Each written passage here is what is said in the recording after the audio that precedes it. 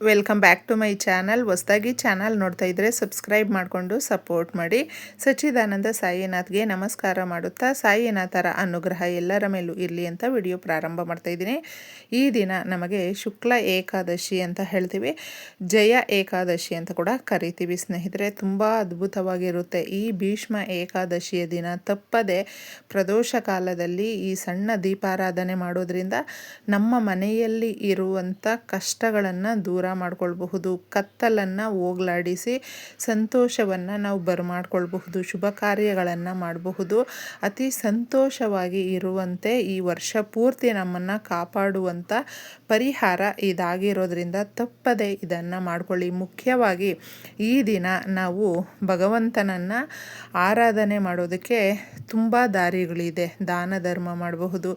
ವಿಷ್ಣು ಸಹಸ್ರನಾಮವನ್ನು ಈ ದಿನ ನೀವು ಕೇಳಿ ಸ್ವಲ್ಪ ಸಮಯನಾದರೂ ನಾವು ಈ ರೀತಿ ಭಗವಂತನಿಗೆ ಮೀಸಲಿಡೋದ್ರಿಂದ ನಮ್ಮ ಕಷ್ಟಗಳು ದೂರ ಆಗುತ್ತೆ.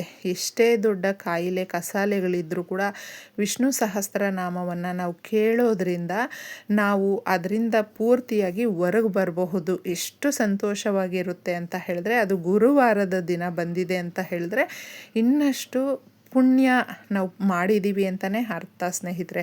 ಈ ಕಲಿಯುಗದಲ್ಲಿ ನಮಗೆ ನಮ್ಮ ಸಮಸ್ಯೆಗಳನ್ನು ಬೇಗ ನಾವು ಹೇಳ್ಕೊಂಡಿದ್ದ ತಕ್ಷಣ ತೀರಿಸುವಂಥ ಕಲಿಯುಗದ ಭಗವಂತನು ಅಂದರೆ ಶ್ರೀ ಮಹಾವಿಷ್ಣು. ಅದಕ್ಕೋಸ್ಕರ ಈ ದಿನ ತುಳಸಿ ದಳಗಳನ್ನು ಇಟ್ಟು ಪೂಜೆಯನ್ನು ಮಾಡಿಕೊಳ್ಳುವಂಥದ್ದು.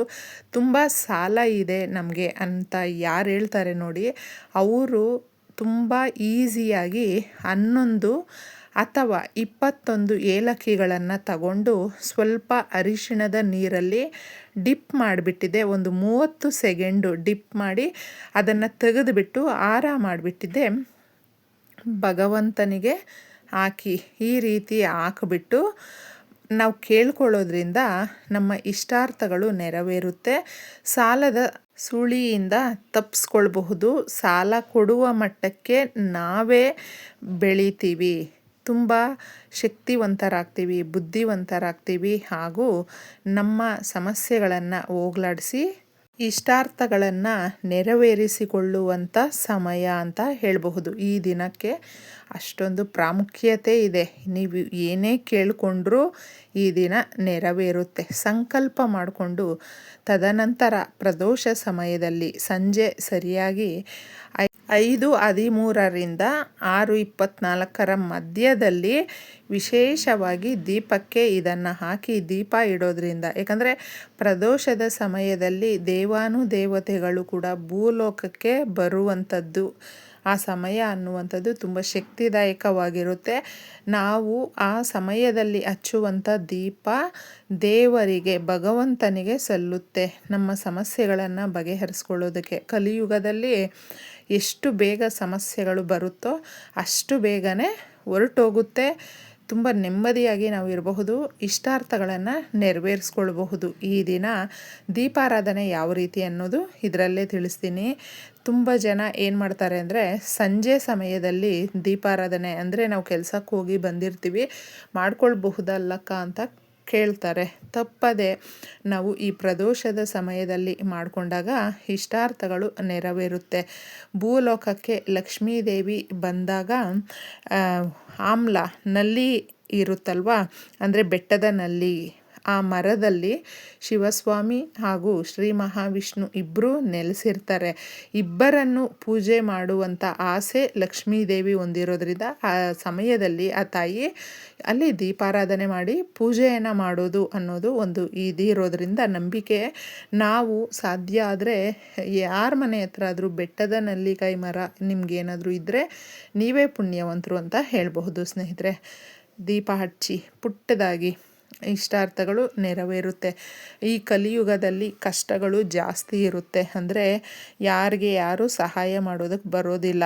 ಕಷ್ಟಗಳನ್ನು ನಾವು ನೋಡ್ತಾನೆ ಸುಮ್ಮನೆ ನಮಗೇ ಸಮಸ್ಯೆ ಇದೆ ಅಂತ ಹೇಳ್ಕೊಳ್ತೀವಿ. ಆದರೆ ಮುಖ್ಯವಾಗಿ ಪ್ರದೋಷದ ಸಮಯದಲ್ಲಿ ಒಂದು ಮಣ್ಣಿನ ದೀಪನಾದರೂ ತಗೊಳ್ಳಿ, ಇಲ್ಲಾಂದರೆ ನೀವು ನಿಮ್ಮ ಮನೆಯಲ್ಲೇ ಯಾವ ರೀತಿ ದೀಪಾರಾಧನೆ ಮಾಡ್ತೀರಾ ನೋಡಿ, ಅದೇ ದೀಪಕ್ಕೇ ಈಗ ತಿಳಿಸುವಂಥ ಈ ಶಕ್ತಿದಾಯಕವಾದ ವಸ್ತುಗಳನ್ನು ಹಾಕೋದ್ರಿಂದ ನಿಮ್ಮ ಹಣಕಾಸಿನ ಸಮಸ್ಯೆಗಳು ಒಂದೊಂದು ರೂಪಾಯಿಗೂ ಕೂಡ ಕಷ್ಟಪಡ್ತಾ ಇದ್ದೀವಿ, ಮಕ್ಕಳಿಗೆ ಮದುವೆ ಮಾಡಬೇಕು, ಮಕ್ಕಳಿಗೆ ಒಳ್ಳೆ ವಿದ್ಯಾಭ್ಯಾಸ ಕೊಡಿಸ್ಬೇಕು, ಮನೆ ಕಟ್ಟಬೇಕು, ನಮ್ಮ ಮನೆಯಲ್ಲಿ ಯಜಮಾನರಿಗೆ ಮಕ್ಕಳಿಗೆ ಒಳ್ಳೆ ಬುದ್ಧಿ ಆರೋಗ್ಯ ಒಳ್ಳೆ ಸುಸಂಸ್ಕೃತರಾಗಿ ಇರಬೇಕು ಅಂತ ಕೇಳ್ಕೊಳ್ತಾ ಇದ್ದೀವಿ ಅನ್ನುವಂಥವರು ಮಾಡ್ಕೊಳ್ಳಿ. ದಂಪತಿಗಳು ಎಷ್ಟೋ ವರ್ಷಗಳಿಂದ ಮಕ್ಕಳಾಗಿರೋದಿಲ್ಲ, ನಾವು ಮಕ್ಕಳಿಗೋಸ್ಕರ ಕೇಳ್ಕೊಳ್ಬೇಕು ಅಂದ್ಕೊಂಡಿದ್ದೀವಿ ಅನ್ನುವಂಥವರು ತುಳಸಿ ಗಿಡದ ಹತ್ತಿರ ಕೂಡ ಈ ರೀತಿ ಪುಟ್ಟದಾಗಿ ದೀಪ ಹಚ್ಚಿ ನೀವು ಕೇಳ್ಕೊಳ್ಳಿ. ಈ ದಿನ ಅಷ್ಟೊಂದು ವಿಶೇಷತೆ ಇರೋದರಿಂದ ಯಾವುದೇ ರೀತಿಯಲ್ಲಾದರೂ ನೀವು ಕೇಳ್ಕೊಳ್ಬಹುದು. ಮುಖ್ಯವಾಗಿ ಈ ದಿನ ದೀಪಾರಾಧನೆ ಮಾಡಾದ ಮೇಲೂ ಕೂಡ ನೀವು ದಾನ ಧರ್ಮವನ್ನು ಏನೇ ಒಂದು ನಿಮ್ಮ ಕೈಯಲ್ಲಿ ಏನು ಸಾಧ್ಯ ಆಗುತ್ತೋ ಅದನ್ನು ದಾನ ಮಾಡಿ ಸ್ನೇಹಿತರೆ, ತುಂಬಾ ಚೆನ್ನಾಗಿರುತ್ತೆ. ದೀಪಕ್ಕೆ 2 ಬತ್ತಿಗಳನ್ನು ಹಾಕಬೇಕು. 2 ಬತ್ತಿಗಳನ್ನು ಕ್ಲೀನಾಗಿ ನೀವು ಅದನ್ನು 2 ತುಪ್ಪದ ಬತ್ತಿಗಳು ಮಾಡಿಕೊಂಡಿದ್ದೆ ಹಾಕೋದ್ರಿಂದ, ಯಾಕಂದರೆ ಲಕ್ಷ್ಮೀ ದೇವಿಗೆ ತುಪ್ಪದ ದೀಪ ಅನ್ನೋದು ತುಂಬ ಚೆನ್ನಾಗಿರುತ್ತೆ. ತುಪ್ಪ ಇಲ್ಲ ಅಂತ ಹೇಳಿದ್ರೆ ನೀವು ಎಳ್ಳೆಣ್ಣೆಯನ್ನು ಹಾಕಿ ದೀಪ ಇಡಬಹುದು ಈ ದಿನ. ಇದರಲ್ಲಿ ತಿಳಿಸುವಂಥ ವಸ್ತುಗಳು ಮುಖ್ಯವಾಗಿ ಸಾಸುವೆ. ನಮ್ಮ ತಂತ್ರ ಪರಿಹಾರಗಳಲ್ಲಿ ನಮಗಿರುವಂಥ ನಕಾರಾತ್ಮಕ ಶಕ್ತಿಗಳನ್ನು, ನಮ್ಮ ಮೇಲೆ ಶತ್ರುಗಳ ಪ್ರಭಾವ ಬೀರ್ತಾ ಇದೆ ಅಂತ ಹೇಳಿದ್ರೆ, ಅವರು ಕೆಟ್ಟದ್ದನ್ನು ಮಾಡ್ತಾ ಇದ್ದಾರೆ ಅಂತ ಹೇಳಿದ್ರೆ ಅದನ್ನು ಹೋಗಲಾಡಿಸುವಂಥ ಶಕ್ತಿ ಸಾಸುವೆಗೆ ಇದೆ. ದೃಷ್ಟಿದೋಷಗಳನ್ನು ನರದೃಷ್ಟಿಯನ್ನು ತೆಗೆಯುವಂಥ ಅತ್ಯದ್ಭುತವಾದ ಶಕ್ತಿ ಸಾಸುವೆ ಇದೆ. ಅದಕ್ಕೋಸ್ಕರ ಸ್ವಲ್ಪ ಸಾಸುವೆಯನ್ನು ಇದಕ್ಕೆ ನಾವು ಹಾಕಬೇಕು. ಹಾಕುವಾಗ ನಾವು ಕೇಳ್ಕೊಳ್ಬೇಕು ಸ್ನೇಹಿತರೆ, ನಮ್ಮ ಮನೆಯಲ್ಲಿ ಇರುವಂಥ ಕಠಿಣಾತಿ ಕಠಿಣ ಸಮಸ್ಯೆಗಳನ್ನು ಹೋಗಲಾಡಿಸು ತಾಯಿ, ನೀನು ಬಂದು ನಮ್ಮ ಮನೆಯಲ್ಲಿ ನೆಲೆಸಮ್ಮ ಶ್ರೀಮನ್ನಾರಾಯಣನ ಸಮೇತ ಅಂತ ಕೇಳ್ಕೊಳ್ಬೇಕು. ಇನ್ನು ಅರಿಶಿಣ ಬಂದು ಗೌರಿ ದೇವಿಗೆ ತುಂಬ ಇಷ್ಟವಾಗುವಂಥದ್ದು, ಶ್ರೀ ಮಹಾಲಕ್ಷ್ಮಿಗೆ ತುಂಬ ಪ್ರಿಯವಾಗಿರುವಂಥದ್ದು, ಗುರುಬಲ ಜಾಸ್ತಿ ಮಾಡುವಂಥದ್ದು ಸ್ನೇಹಿತರೆ.